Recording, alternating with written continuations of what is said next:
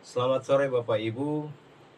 Saat ini saya akan mempresentasikan tugas liturgiologi mengenai membaca liturgi Minggu 29 Juni 2025 di Gereja Toraja, Jemaat Satria Kasih dari kacamata The Worship Architect oleh Konstansi M.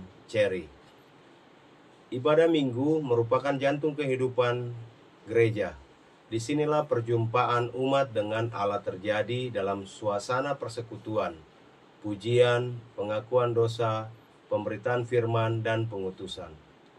Dalam tradisi Gereja Toraja, liturgi dirancang dengan urutan dan simbol-simbol yang mencerminkan keseriusan umat dalam menyambut karya keselamatan Allah.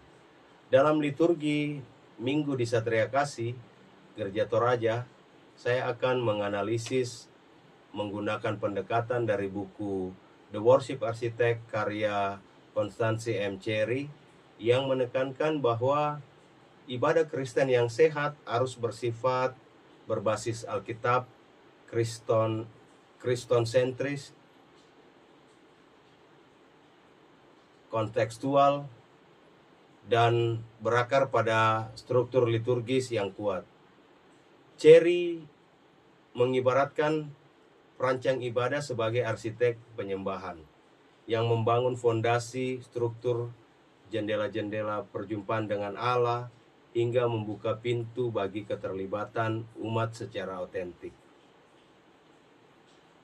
Liturgi ibadah di Gereja Toraja Jemaat Satria Kasih, ibadah pada hari Minggu 29 Juni 2025 menggunakan liturgi dengan warna stola merah, mengangkat tema pergilah dan beritakanlah.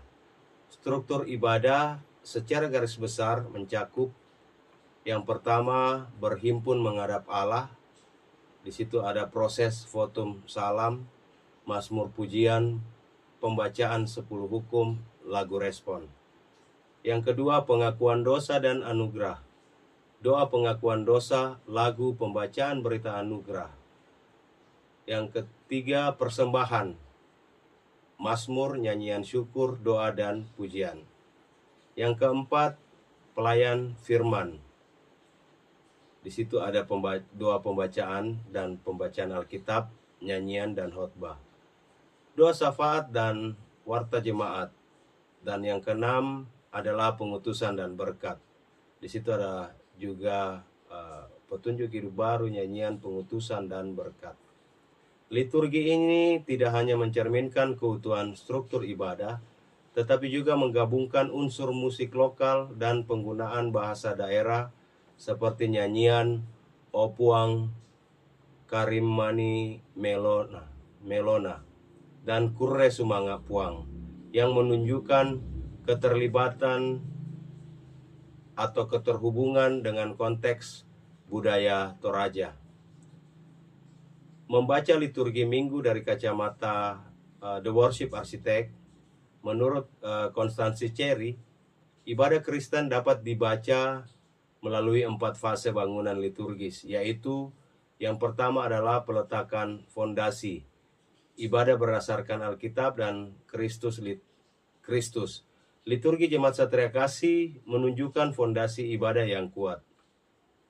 Dimulai dengan votum dan salam yang menyatakan bahwa ibadah ini terjadi dalam nama Allah Tritunggal. Dan dasar penyembahan pada karya keselamatan Allah tampak dalam pembacaan mazmur, 10 hukum, serta lagu-lagu bertema anugerah dan pengutusan. Ini sesuai dengan pemikiran Cherry bahwa ibadah dimulai dari Allah dan adalah respon atas tindakan penyelamatannya. Yang kedua adalah membangun struktur. 4 ruang dalam ibadah. Cherry membangun ibadah menjadi 4 ruang besar. Yang pertama adalah gathering atau pengumpulan. Terlihat jelas dalam prosesi dan ajakan untuk menyembah. Yang kedua adalah word atau firman.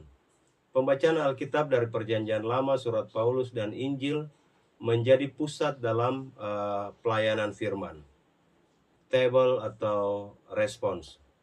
Walaupun perjamuan kudus tidak diselenggarakan, respon jemaat melalui nyanyian syukur dan persembahan menjadi bentuk tanggapan yang kuat. Sending atau pengutusan. Bagian penutup dengan petunjuk hidup baru, lagu pengutusan dan berkat menunjukkan bahwa ibadah berakhir dengan pengutusan, bukan hanya selesai. Yang ketiga, pemasangan jendela. Perjumpaan dengan Allah melalui unsur kreatif. Nah, Cherry menyebut unsur-unsur seperti doa, musik, dan penggunaan tahun gerejawi sebagai jendela untuk mempertemukan umat dengan Allah. Liturgi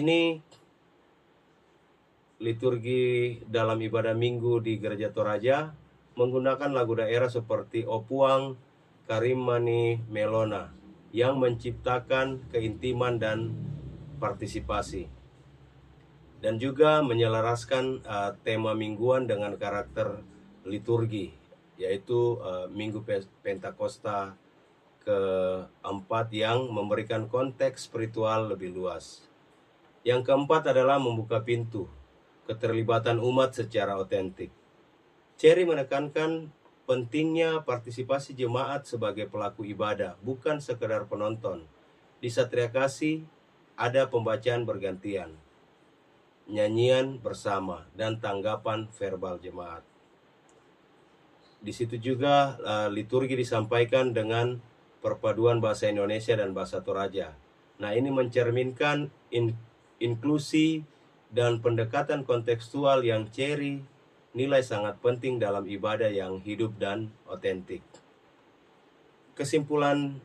Kesimpulannya adalah liturgi minggu di Jemaat Satria Kasih secara nyata membangun ibadah yang selaras dengan prinsip-prinsip yang diuraikan oleh The Worship Architect, berakar pada Alkitab dan Kristus, memiliki struktur liturgi yang kuat dan berurutan, menghadirkan pengalaman spiritual yang mendalam melalui musik dan doa, mendorong keterlibatan jemaat secara aktif dan kontekstual.